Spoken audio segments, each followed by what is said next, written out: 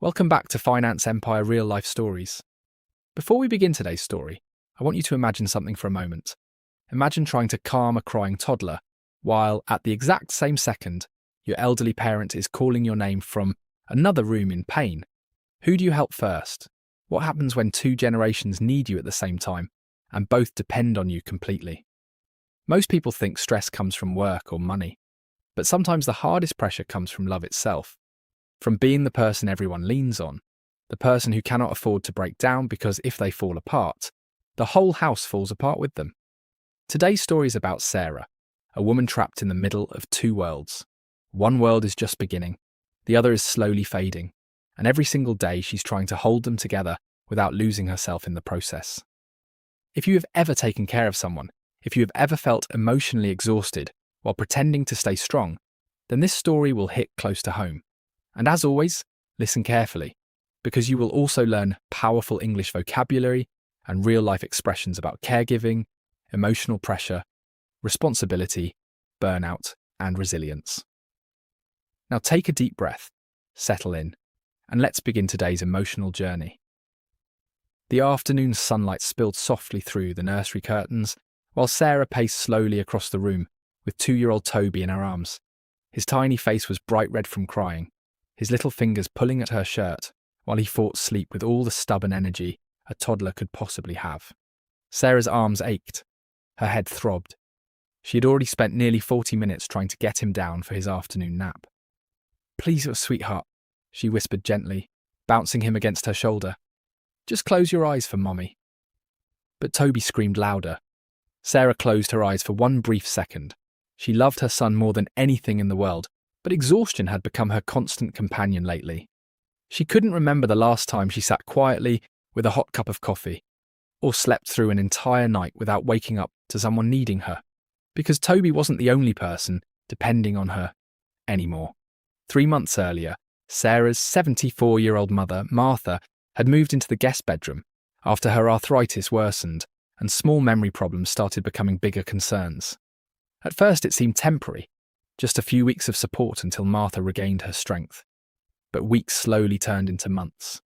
Now Sarah's days were divided into endless responsibilities: preparing soft meals for her mother, organising medications, scheduling doctor appointments, helping Toby through tantrums, cleaning the house, trying to finish remote work deadlines, repeating the same exhausting cycle every day. And somehow she still felt guilty all the time. Guilty when Toby cried while she helped Martha shower. Guilty when Martha sat alone while she played with Toby. Guilty when work emails piled up unanswered. Guilty when she felt irritated even for 1 second. She constantly felt like she was failing everyone. Then suddenly the entire house shook with a loud crashing sound from down the hallway. Sarah froze instantly. The sound came from the bathroom. Her mother had gone in there only moments earlier. "Mom?" Sarah called nervously. "Mom, are you okay?" No answer. Only silence. And then a soft, painful groan. Sarah's heart dropped into her stomach. At that exact moment, Toby let out another piercing scream, frightened by the noise. He began twisting wildly in her arms, making it harder for her to move quickly. Sarah stood trapped between two emergencies. The toddler in her arms needed comfort immediately, but the silence behind that bathroom door felt terrifying. Panic rushed through her body like ice water. She hurried into the hallway while balancing Toby against her hip. "Mum!" she shouted again, knocking hard against the bathroom door. "Talk to me," a weak trembling voice answered from inside. "I slipped." Sarah's breath caught. The door was locked. Of course it was locked. Martha had always locked bathroom doors, her entire life out of habit and privacy. But now that habit suddenly felt dangerous. Toby was still crying uncontrollably, while Sarah searched frantically for the spare emergency key hidden above the kitchen cabinet. Her hands shook so badly she nearly dropped it twice before rushing back down the hallway. When she finally unlocked the bathroom door, the sight inside made her stomach twist painfully. Martha was sitting awkwardly beside the bathtub, one arm clutching her wrist, her silver hair messy, her face pale with pain and humiliation. A plastic cup had rolled across the wet tile floor beside her. "Oh my God," Sarah whispered, kneeling quickly. Toby crawled toward the doorway, whining softly now, confused by the tension in the room. Sarah checked her mother carefully, trying to stay calm even though fear pounded through her chest. "Can you stand?" she asked gently. "I don't think so," Martha admitted quietly, avoiding eye contact. That hurt Sarah almost more than the fall itself. Her mother had always been proud, independent, and strong, the kind of woman who never asked anyone for help. Seeing embarrassment on her face was heartbreaking. Sarah grabbed towels, checked for bleeding, and slowly helped reposition Martha while trying to keep Toby from wandering near the slippery floor. Her back screamed with pain from balancing everything physically and emotionally at the same time. In that tiny, crowded bathroom, Sarah suddenly understood why people called it the sandwich generation, because she truly felt crushed in the middle. By evening, they were sitting in a crowded emergency room under harsh fluorescent lights. Toby squirmed impatiently in his stroller, while Sarah filled out insurance paperwork one-handed. Martha leaned weakly beside her with an ice pack wrapped around her swollen wrist. The waiting room smelled like antiseptic spray, burnt coffee, and exhaustion. Toby was reaching his limit. "Mommy home?" he asked repeatedly, kicking his shoes against the stroller. "Soon, baby," Sarah answered softly, even though she had no idea how long they would be there. Martha sighed quietly beside her. "I'm sorry," she whispered. Sarah immediately shook her head. "Don't say that." But internally her emotions were tangled into knots, because part of her felt scared for her mother, part of her felt overwhelmed, and another part felt angry at herself for even feeling overwhelmed at all. That was the cruel thing about caregiving. Even your exhaustion came with guilt attached to it. Hours later, after X-rays confirmed Martha's wrist wasn't broken but badly sprained, they finally returned home. But the house felt different now. The fall changed something. The next morning, Sarah removed rugs from the hallway. She ordered bathroom grab bars online. She moved furniture to create safer walking spaces. Suddenly, the home she once child-proofed for a toddler now also needed to become elderly-proofed for her mother. Baby gates stood beside mobility equipment. Toy boxes sat next to medication organisers. Two completely different stages of life were somehow existing under one roof. One afternoon, Sarah stood in the kitchen, holding a baby bottle in one hand and Martha's blood pressure pills in the other, when her brain suddenly froze. For one terrifying second, she couldn't remember which item she had picked up first. That scared her more than anything, because exhaustion was beginning to affect her mentally now too. Days blurred together. She woke up tired. She went to sleep tired. Sometimes she cried quietly in the shower just to release the pressure without anyone seeing. At night, her thoughts never stopped spinning. What if Mum falls again? What if Toby gets sick? What if I miss something important? What if I can't keep doing this? The stress became constant background noise in her life, and yet somehow she kept going. Because mothers keep going. Daughters keep going. Caregivers keep going even when they feel completely empty. But one Tuesday morning, everything finally became too much. Toby threw a tantrum because his toast was cut into triangles instead of squares. Martha needed help fastening her sweater. Sarah's work phone wouldn't stop buzzing with urgent messages. Then a glass of orange juice slipped from the counter and shattered across the kitchen floor. And something inside Sarah shattered too. She just stood there staring at the broken glass while tears suddenly flooded down her face. Not quiet tears, not graceful tears. Real, exhausted, soul-deep crying. Toby stopped screaming instantly, shocked by seeing his mother break down. Martha slowly entered the kitchen with her walker and looked at her daughter with heartbreaking understanding. "I can't do everything," Sarah whispered through sobs. "I can't keep holding everyone together, all by myself." The kitchen fell silent, and then Martha reached forward with trembling fingers and gently touched Sarah's hair like she used to do when Sarah was a little girl. "I know, sweetheart," she said softly. "I know." That moment changed everything, because for the first time, Sarah finally admitted the truth. She needed help too. And sometimes the strongest thing a person can do is stop pretending they are strong all the time. The next morning, Sarah began making phone calls. She contacted a local caregiver support group. She hired a teenage neighbour to help entertain Toby a few afternoons each week. She asked her brother to visit more often instead of pretending everything was under control. At first, asking for help felt uncomfortable, but slowly life became lighter. Not perfect, not easy, but manageable. and something beautiful started happening inside the house. Toby and Martha developed their own quiet bond. He would sit beside her, showing her toy dinosaurs, while she laughed softly at his little stories. Sometimes they watched cartoons together in complete peace, while Sarah finally drank coffee before it turned cold. For the first time in months, the house stopped feeling like a battlefield and started feeling like a family again. Sarah eventually realised something important. Caregiving's not about doing everything perfectly. It's about building love strong enough to survive imperfect days. And sometimes survival itself is a victory. As the evening sun faded outside their living room windows and one quiet night, Sarah looked around at her mother smiling softly beside Toby and felt something she hadn't felt in a very long time. Peace.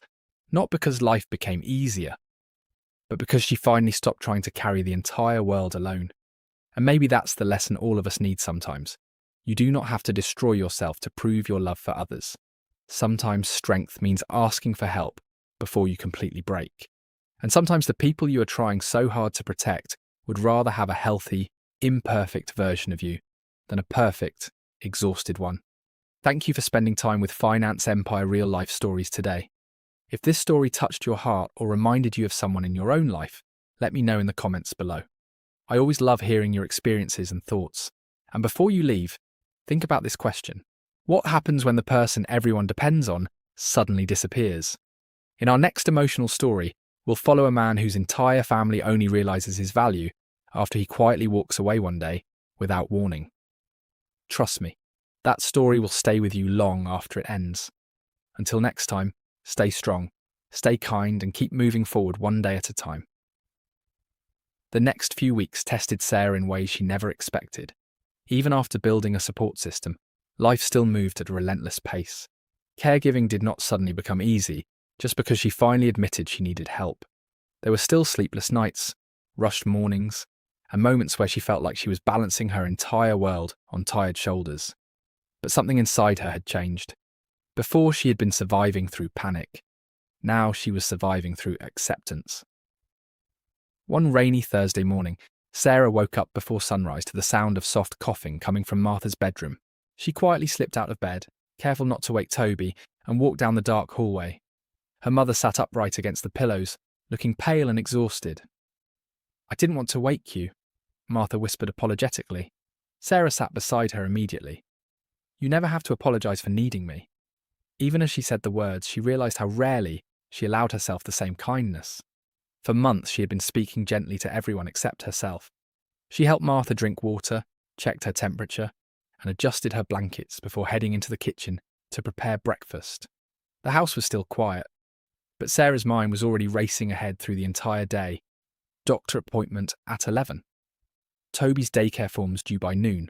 Work deadline before evening. Pick up groceries. Refill prescriptions. The mental checklist never ended. As she stood stirring oatmeal on the stove, she suddenly caught her reflection in the microwave door. Dark circles under her eyes, hair tied into a rushed, messy bun, shoulders constantly tense. For a second, she barely recognized herself, not because she looked older, but because she looked emotionally invisible, like someone who spent so much time taking care of everyone else that she had slowly disappeared from her own life. That realization stayed with her all day. Later that afternoon, while Toby coloured dinosaurs at the kitchen table and Martha rested in the recliner, Sarah opened her laptop to finish a work presentation, but her concentration shattered every few minutes. "Mommy, watch this," Toby shouted excitedly. "Sarah, can you hand me my glasses?" Martha called softly from the living room. Her email notifications kept appearing one after another, like tiny alarms demanding attention. Sarah rubbed her forehead and sighed deeply. No matter how hard she tried, someone always needed something from her at the exact same moment. And yet, strangely, she no longer felt angry about it. She simply felt human. That evening, after finally getting Toby to sleep, Sarah sat beside Martha on the sofa, while an old movie played quietly in the background. "You know," Martha said softly, "when you were little, I used to feel guilty all the time too." Sarah looked surprised. "You did?" "Oh, yes," Martha laughed gently. "I worried I wasn't doing enough. I worried I was failing you somehow. Mothers have been carrying invisible guilt for generations." Sarah stared quietly at the television screen, while those words settled deep inside her chest. invisible guilt.